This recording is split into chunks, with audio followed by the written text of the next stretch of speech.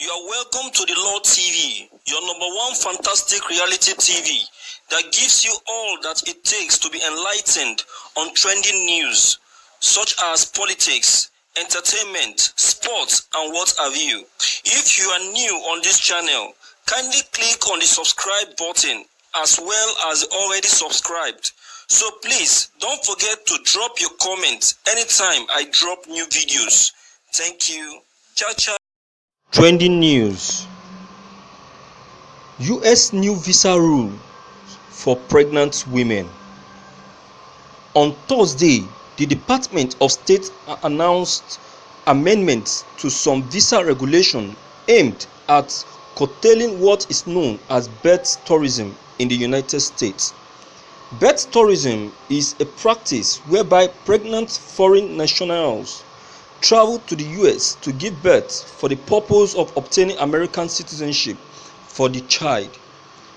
The updated rules, which will start on Friday, apply to pregnant applicants for B1 visa, meant for business visits, and B2 visa for pleasure, tourism, and medical visits.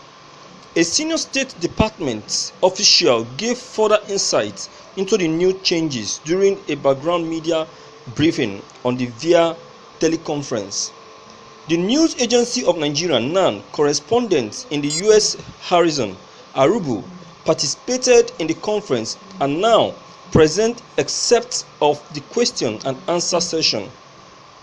Question: how exactly are consular officers going to determine whether a person's primary purpose of traveling is to give birth? Will you be asking all women who appear to be of childbearing age whether that is their intention? Answer: this will not be a question that officers are asking all female applicants. They were expressly told that they should not be including this as a question to ask all female applicants.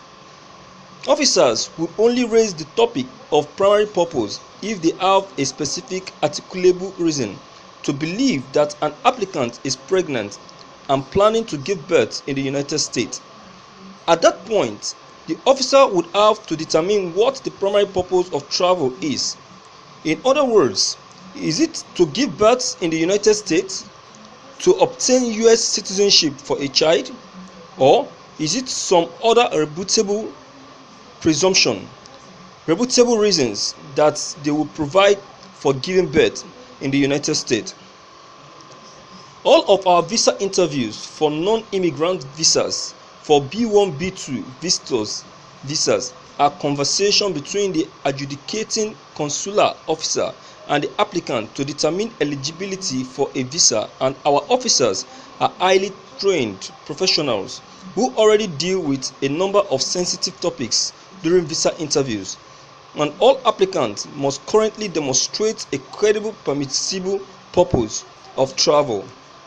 Question: could you get into more specific of what that specific articulable reason might be, given that they are not allowed to ask explicit question if a woman is pregnant or not?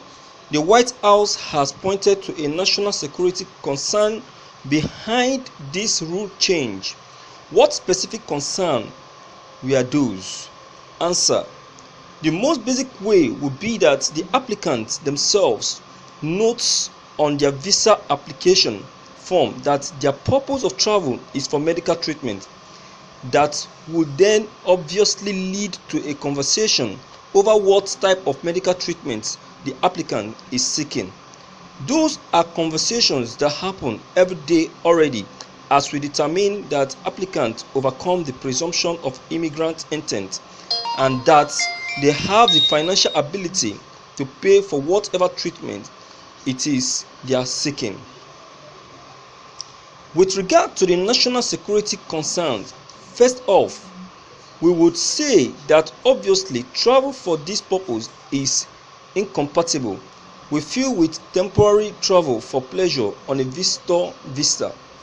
Permitting short-term visitors with no demonstrable ties to the United States to obtain visas to travel to the US, primarily to obtain US citizenship for a child creates a potential long-term vulnerability for the United States.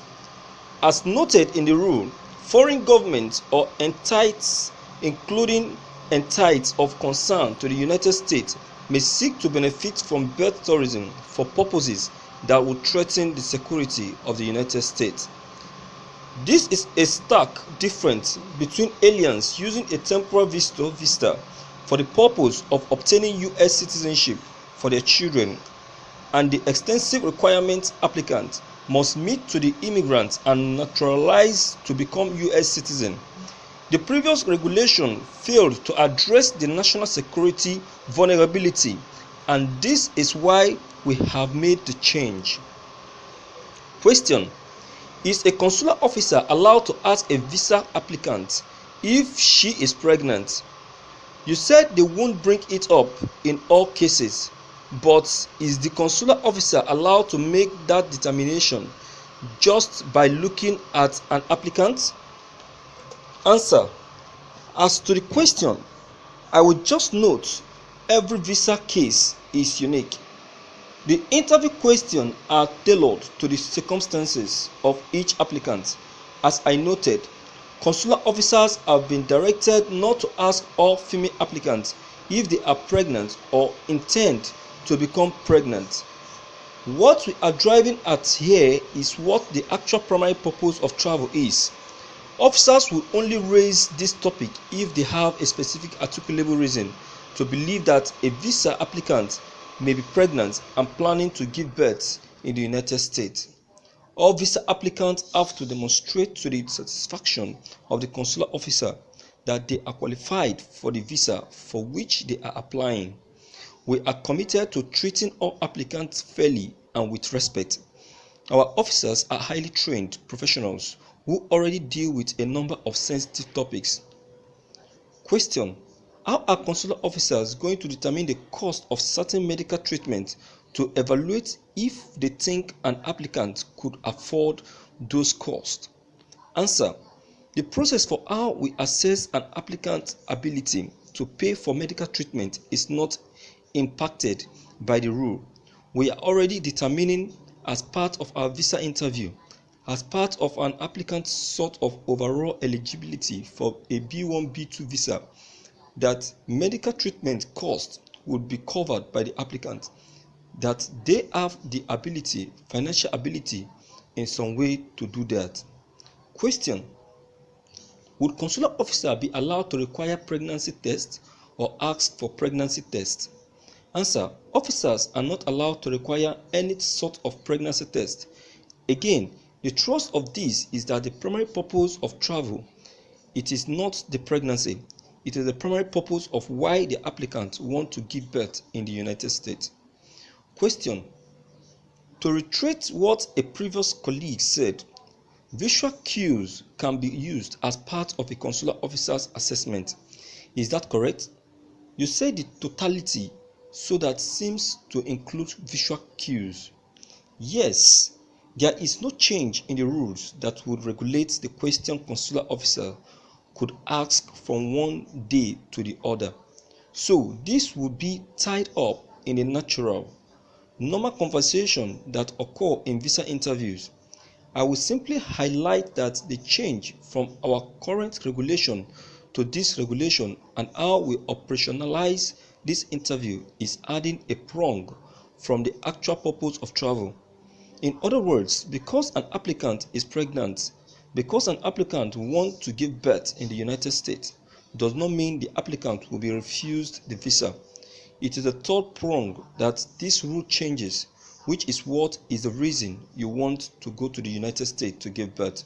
We have always, in cases where applicants are pregnant and have a desire to give birth, done a calculus to determine their eligibility for the visa based on: one, are they an intending immigrant to the United States, and two, will they be paying for their medical treatment, or will the cost be covered in some other way?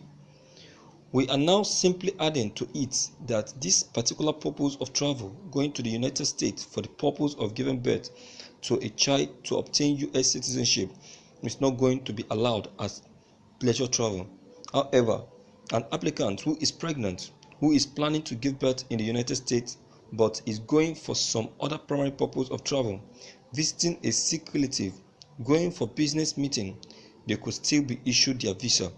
An applicant who is pregnant, who has no desire or no plan to give birth in the United States, will certainly still be issued a visa for the whatever their other primary purpose of travel is.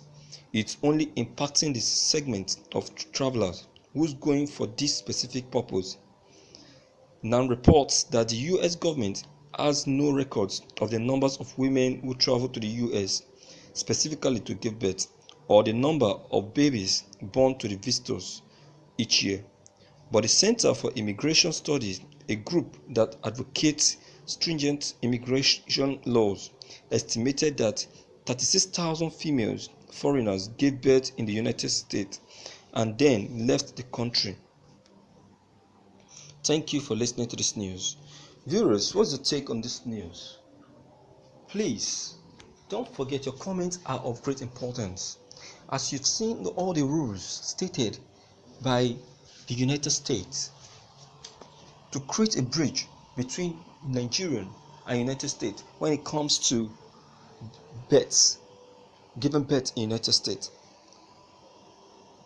To me, just like I do say, it's not about going over there to give birth.